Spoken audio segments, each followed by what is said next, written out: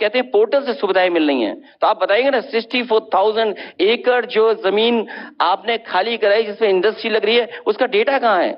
और फिर आज का ये अखबार उठा करके देख लीजिए आप, इनको अपनी योजनाओं को जमीन पर पहुंचाने के लिए, जो अभी पहुंचनी नहीं है, वो जमीन केवल हवा में है, उसके लिए जो समाजवादी सरकार में जिस काम के लिए वो जमीन चिन्हित थी, उस जमीन पर योजना लेकर के जा रहे हैं।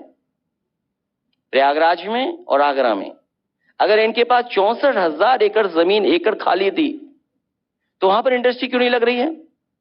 उन्होंने जिस इंडस्ट्री लगाने की बात की है, कितनी इंडस्ट्री वहां पर लग गई है? मुख्यमंत्री ने इसी मंच से इस बात का दावा किया है कि पहले दंगों से भरा हुआ प्रदेश होता था और जब से हमारी सरकार बनी है यहां पर बहुत ज्यादा निवेश आए हैं। बोलने में सरकार कुछ भी बोल सकती है, मैं भी कुछ भी दावा कर सकता हूं। मुझे उम्मीद है एबीपी न्यूज चैनल उस बात की निष्पक्ष जांच कर करके क्या क्या जमीन पर उतरा है, उस पर जरूर कोई ना कोई कार्यक्रम चलाएंगे। ठीक है। और इसके अगर पहले की निवेश आया होता तो कहीं ना कहीं कारखाना लगता हुआ नजर आना चाहिए था। मैंने आपसे कहा ना कि जो मां गंगा से झूठ बोल सकते हैं वो किसी से भी झूठ बोल सकते हैं।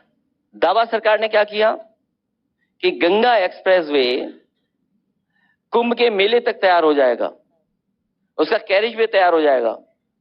गंगा एक्सप्रेसवे कितना काम हो गया है? सरकार बताए कितना बन गया है?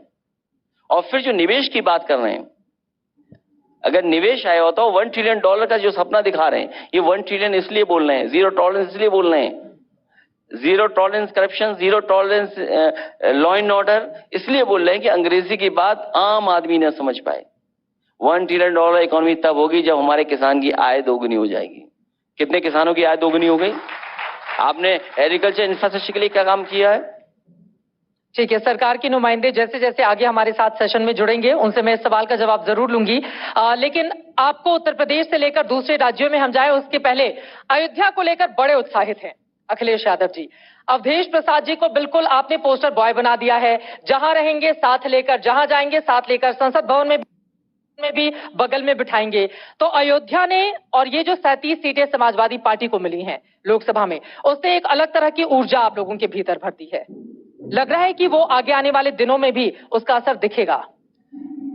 मैं उत्तर प्रदेश की जनता का धन्यवाद देना चाहता हूं कि इंडिया गठबंधन और पीडीए की रणनीति को उन्होंने सबसे ज्यादा सीट जिताने का काम किया।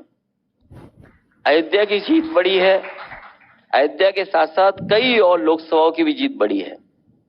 बीजेपी को इस बात की चिंता करनी चाहिए कि जहां प्रधानमंत्री ज्यादा वोटों से जीतते थे, कम वोटों से क्यों जीते? हार तो जीत में भी है, मतलब जीते भी हैं लेकिन हारे भी हैं वोट से।